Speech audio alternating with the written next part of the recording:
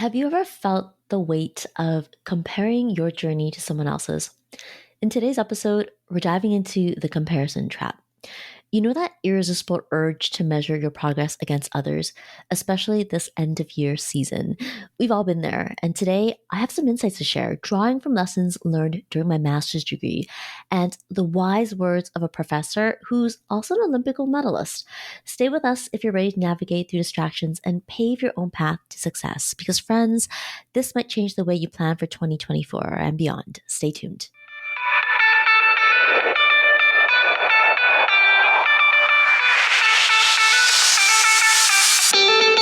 Welcome to the Small But Mighty Agency podcast. If you're a marketer, a consultant, or a creative who's on the journey of growing from solopreneur to agency owner, follow along because I pull back the curtains on the realities of growing and running a scalable service-based business and building a lean team. I'm your host, Audrey Joy Kwan. I know what it takes to build an agency. Whether it's from solo to 3, 5, or 20, I've done it, including supporting an agency owner to sell and exit. I've coached and consulted over 120 marketers, creatives, and consultants, and I've been behind the scenes of 7-figure businesses. I also have a master's degree in communications specializing in organizational development. All this to say, I know what it takes to grow, lead, and operate a multiple 6- and 7-figure small but mighty agency. And here on this podcast is where we'll dive right in. Hi, friends. Welcome back to the Small But Mighty Agency podcast. It's hard to believe it's October and we're in the last quarter of the year. September is always a whirlwind. Everything's back in action. And I start to see marketing pick up everywhere, from launches to events and conferences. Summer fades and everything picks up by multiple beats. And the urge to compare what you're doing or not doing is real. But I'm reminded of what has worked for me this year and what has worked for my clients. And rather than get caught up in what others are doing, it's about keeping your eyes or my eyes in our own boats. Eyes in my boat is a metaphor I picked up during the first year of completing my master's degree, and I've kept it in my toolbox since. I had an extraordinary professor who told me the fastest way to achieve my goals is to keep my eyes in my own boat. She is a professor with many awards and accolades in communications, and she's a team rowing world and Olympic gold medalist. Having direct access to her brain while I completed my master's degree was a once in a lifetime thing. Her perspective on achieving hard things that are meaningful to you or to me is to keep your eyes or my eyes in our own boats. Till today, I continue to trust that wisdom. After all, what does an Olympic team gold medalist know about teamwork and doing challenging things? Like everything. I know that growing a profitable and innovative business requires the same thinking. Keep your eyes on your own boat. And as we get into the last quarter of the year where there is more noise and we start strategic planning for 2024, I'm reminded of that metaphor as I work with clients to get their plans in place and set goals. What truly gets in the way of achieving what you want, like genuinely want for yourself, is this concept we call the comparison trap. The comparison trap starts when you look at other businesses and entrepreneurs and let what they have, whether that's life or business, define what you think you want.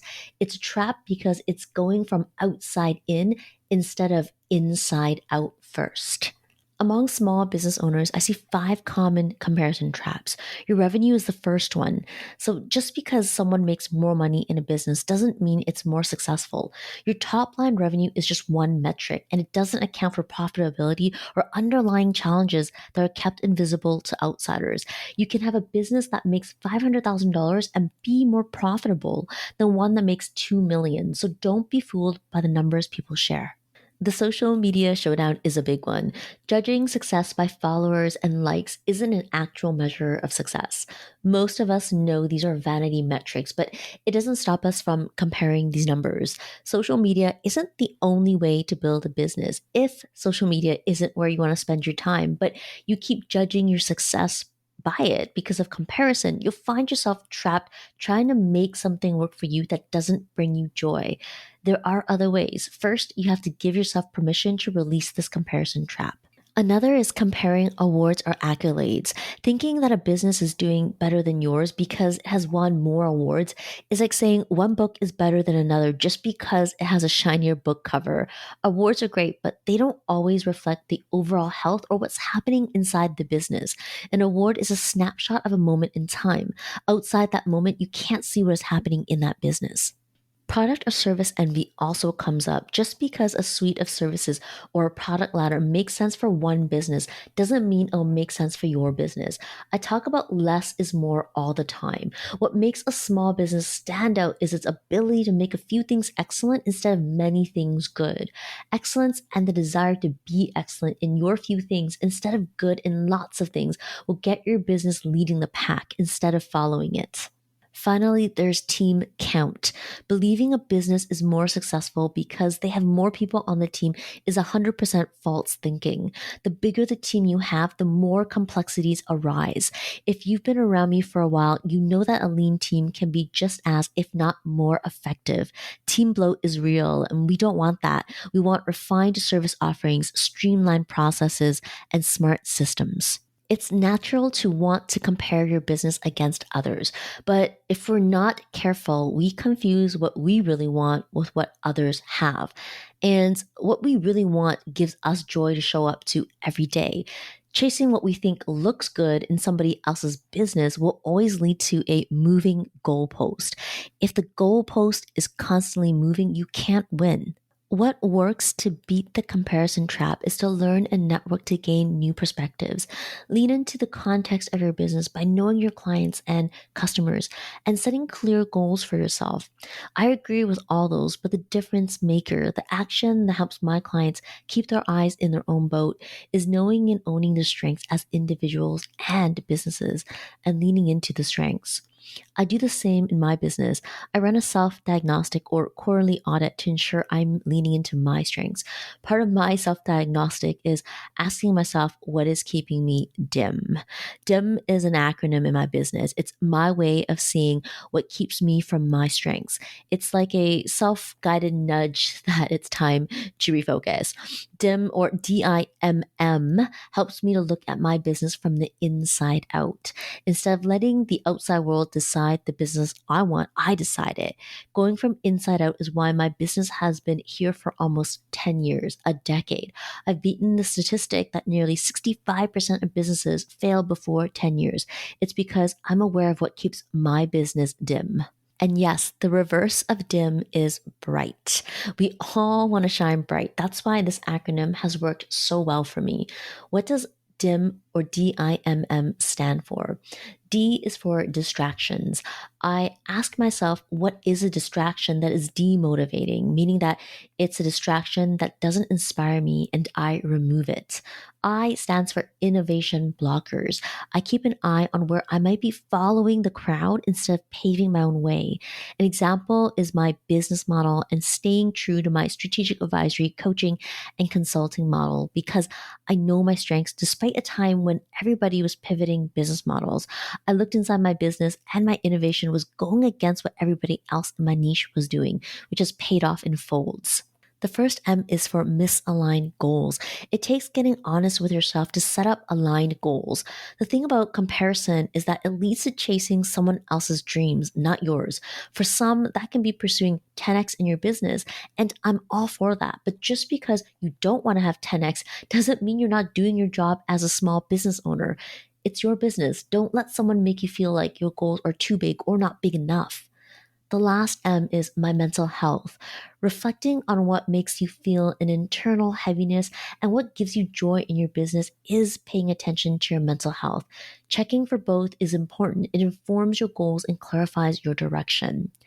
Alignment of goals and mental health is maximized when you're leaning into your strengths. Again, this is about looking from the inside out. Your strengths and your business strengths are an inside out activity. One of my strengths is futuristic. If you've taken the Clifton Strength Finders, it's a strength assessment, and one of my top 5 is futuristic, and it's a function of strategic thinking. It means I have the gift of pulling together information from different resources like technology and the economy and going beyond the commonplace or the obvious to identify smart goals, increase efficiency, or solve a problem. When I'm leaning into my futuristic strength, I'm doing things like ideating innovative strategies or solutions. And the more I lean into the strength, the more I thrive and my clients thrive. The opposite is true. The further I move from the strength, the more I feel like my business is a weight. It keeps me feeling like my acronym, DIM or DIMM. So, my question for you is this: what comparisons are not serving you right now? And do you know your strengths and how they apply to your business strategy so that you are innovating?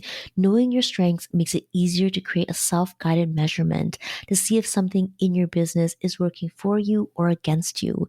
It doesn't have to be an acronym like mine, but knowing key factors that act as measurements will help you course correct quarter to quarter so that your path stays aligned. There's a famous metaphor. You can climb the ladder of success, reach the top, and discover that the ladder is against the wrong wall. The comparison trap can lead you to climb the wrong ladder. Sometimes the pull of comparison can be strong, and that's why a strategy or a process to check yourself puts things into perspective. So there you have it. As you enter into this next quarter and strategic planning gets underway for 2024, I offer this idea. Define what it feels or looks like when you're being drawn away or towards your strength, because awareness is everything. It helps you recalibrate quickly to grow a business that brings you joy. And I know from working one-on-one as a coaching consultant to over 120 business owners, true success happens when you keep your eyes in your own boat. When your eyes are in your own boat, you have clarity on your strengths and you're using the strengths. You're not distracted by other people or other businesses, so you don't miss the opportunities often right in front of you. So, like my extraordinary Olympic medalist professor told me many years ago, let's keep our eyes on our own boat. And if you think it might be too early to start strategic planning, I'd say nope. Now is the time to start the work, and I'm here for it. Let's find your strengths and develop a strategic plan that takes you to the next level. You know where to find me. Click the link in the show notes. Thanks for joining me, friends. I'll see you in the next one. Hey there, thanks for hanging out with me at the Small But Mighty Agency podcast. If you enjoyed this episode, it would mean the world to me if you hit the follow or subscribe button in your podcast app and share it with a friend. I'll see you on the next one.